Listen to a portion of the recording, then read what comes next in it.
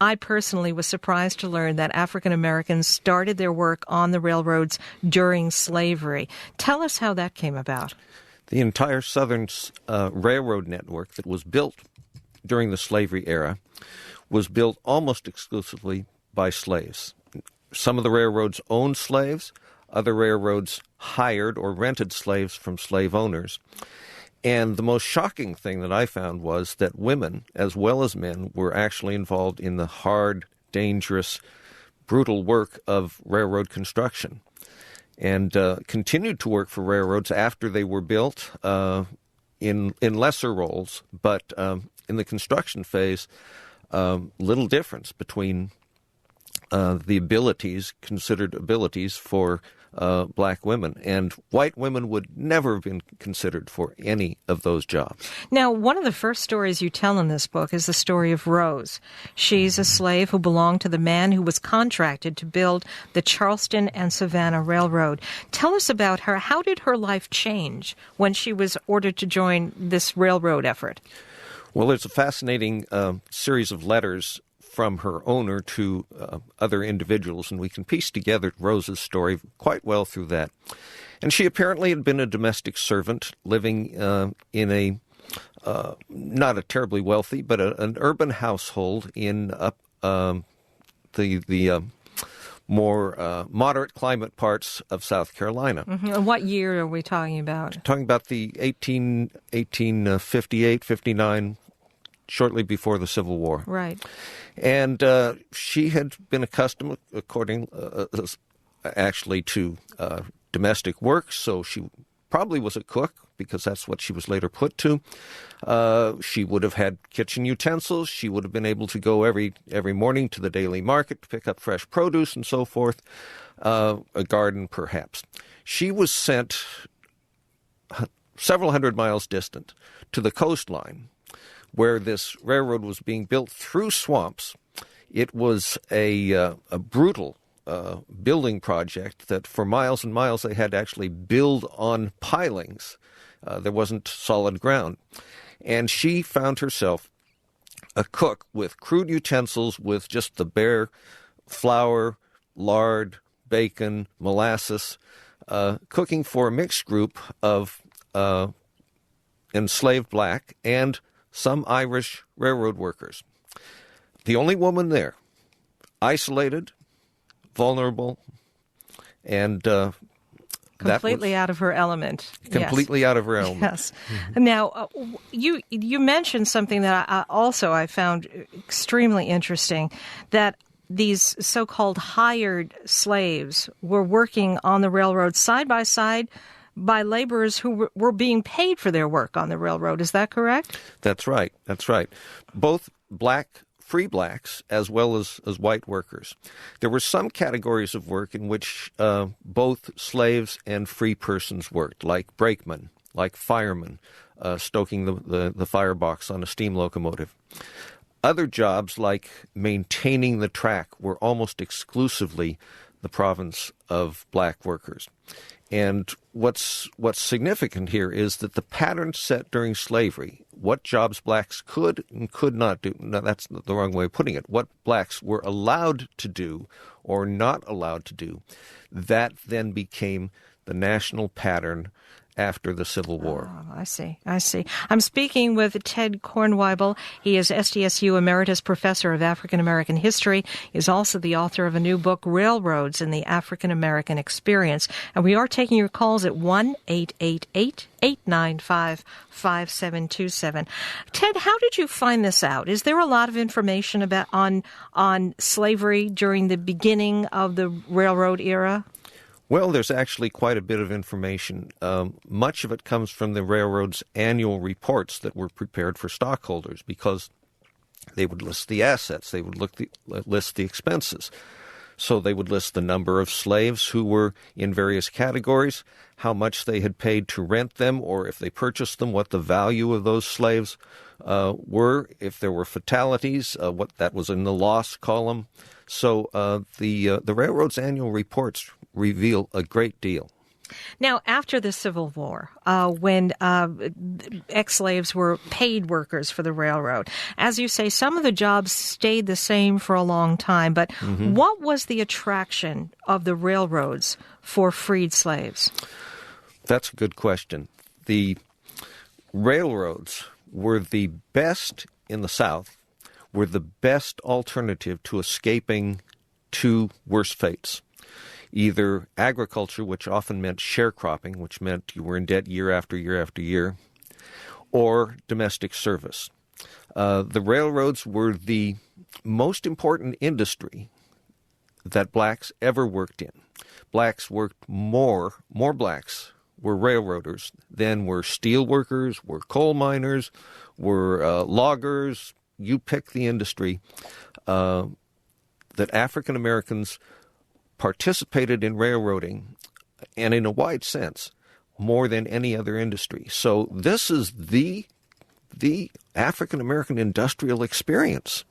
Yes, I understand your point. And for Southern blacks especially, to be able to get, it was low pay, but to get a steady job, steady income. There's a blues that says, when you marry a railroad man. Every day Sunday, $1 in your hand. Now, I have to ask you, if I may, Ted, about the incredible amount of photographs and illustrations you have in your book, RailRoadz and the African American Experience. How did you compile these images? Where did you find them? Well, one source was eBay. Ah.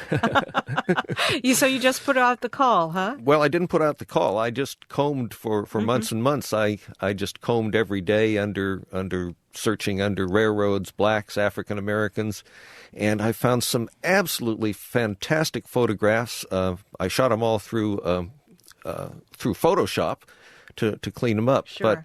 But you'll find many never before seen, never before published photographs in this book. You have African-American workers working on the tracks.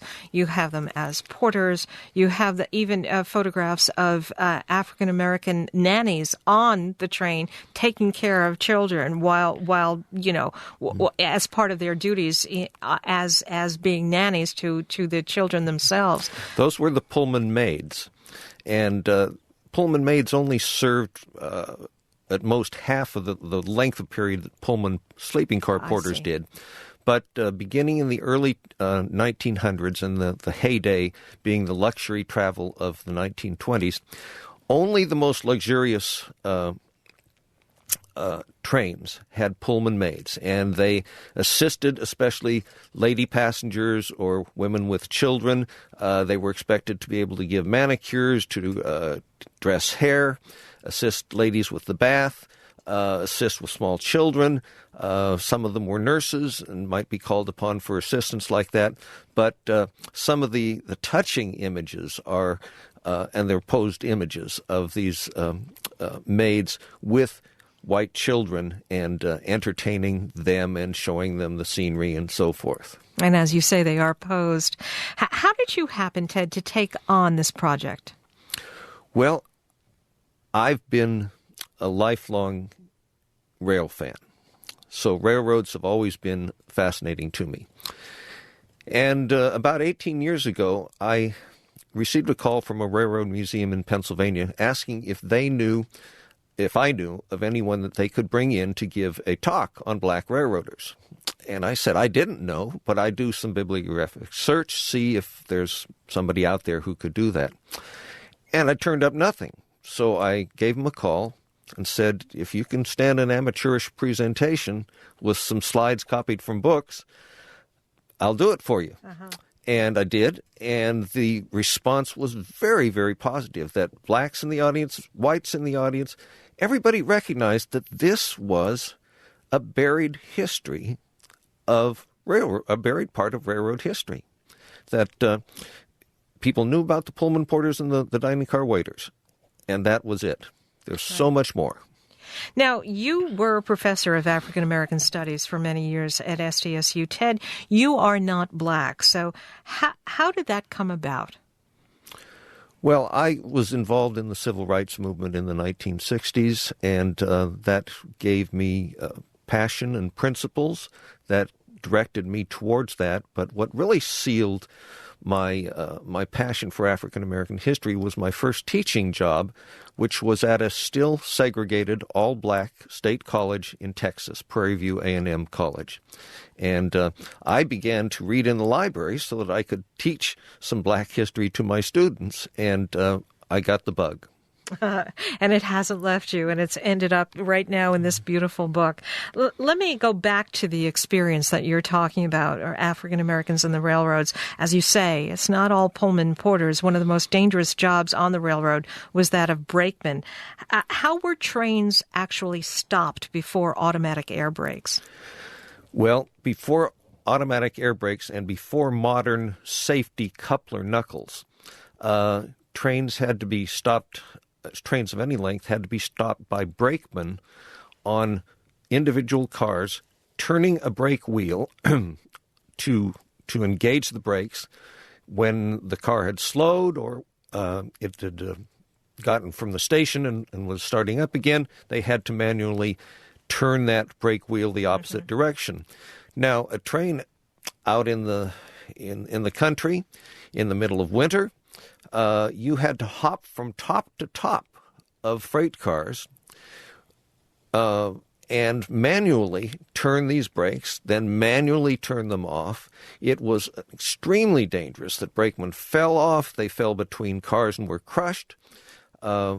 It was the air brake was probably the single most important safety feature ever developed. And those early brakemen, was that one of the jobs that African Americans were quote unquote allowed to do? In the South, that was a job that was pretty much preferred for blacks. It was defined for many years as a black man's job. Now, when automatic couplers came in and air brakes, those jobs became more attractive to whites. And so at that point in history, early 20th century, whites began to push blacks out of those occupations. Before we have to take a break, let me sneak in one call. We are taking your calls, 1-888-89.